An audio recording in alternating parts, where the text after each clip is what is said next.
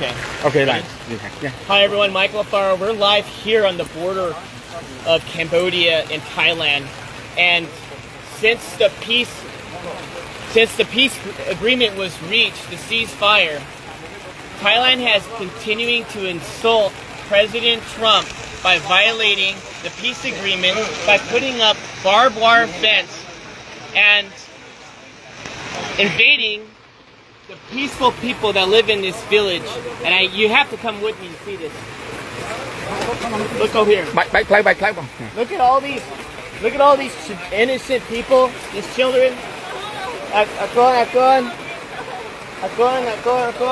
Hello. Look at these children here. These children want peace. These children deserve peace. The Thai forces are saying that Cambodians are a threat.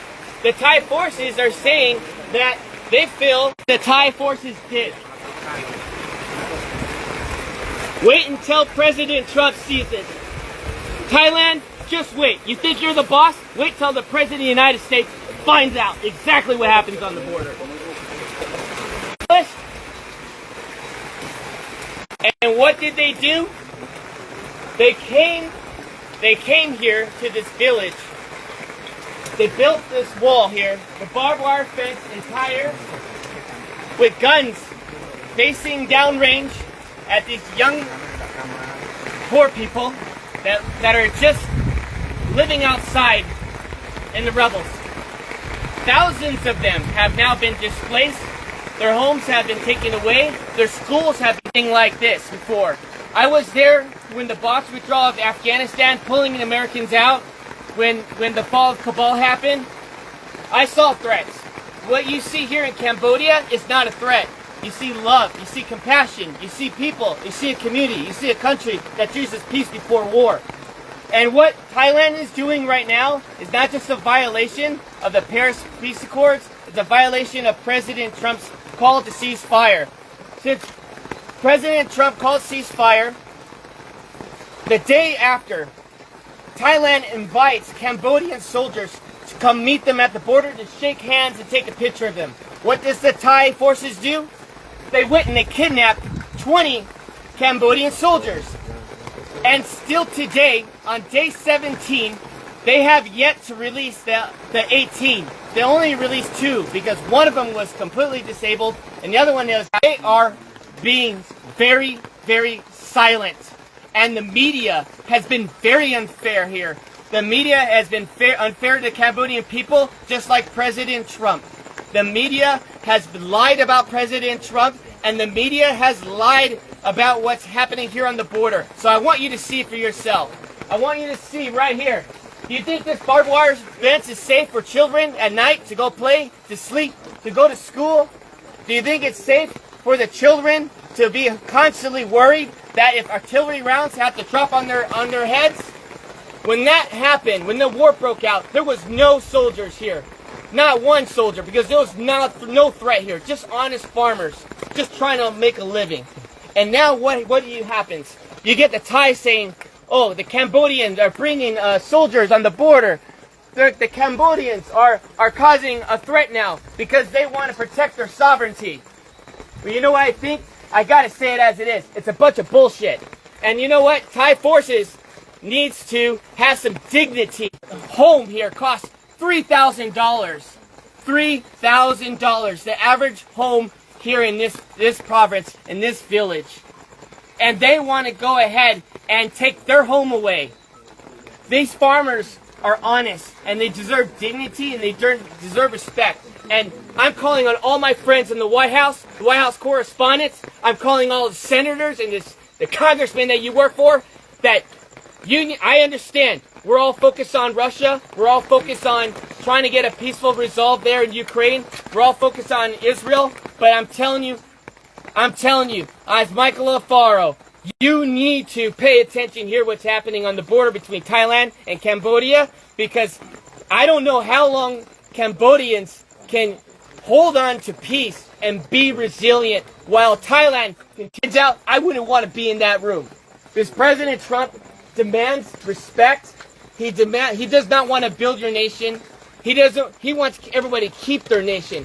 He wants everyone to be free and peace and harmony and respect. And what Thai people are doing is not okay. And this general, he's drunk on power, and all he wants to do is pretend that he's the king of Thailand. And that is not okay, to kill innocent lives for his own political gain. And I'm going to call it as it is. They need to tear down this wall so the children had more leaders like that. This world will be a safer place. But unfortunately, it's not, because we have Thai aggressors that doesn't believe in peace. They choose war. And I'm here to tell all my friends that invest in Thailand, you need to knock it off no more. We need to call for a protest immediately. And we, as a U.S. body, needs to call for action. Thailand needs to be severely punished. I think the trade war should take a significant role as they continue to violate the Paris Peace Accords. They continue to violate President Trump's call to cease fire, and enough is enough. These children, hopefully, these children can find a way where they can sleep well tonight in this rain, where they can sleep well. Their homes are no longer homes. We have to do something. The world has to get serious, and the world has to stop being politically correct.